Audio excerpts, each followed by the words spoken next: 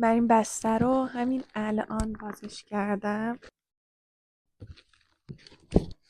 ای وای از فاکتور کاسیو نوستالژیامونه که هم صفحه بزرگشون هم صفحه کوچیکاشون کاش بلد بودم نشون بدم. باتری برامون گذاشت اینا رو بهتون نشون بدم. وای خیلی خوشگله، خیلی نازه، طلایی هم داره، خیلی خوشگله. نایدو هاست، خیلی تعدادشون زیاده، نمیتونم من الان نشونتون بدم. واقعا خوشگله.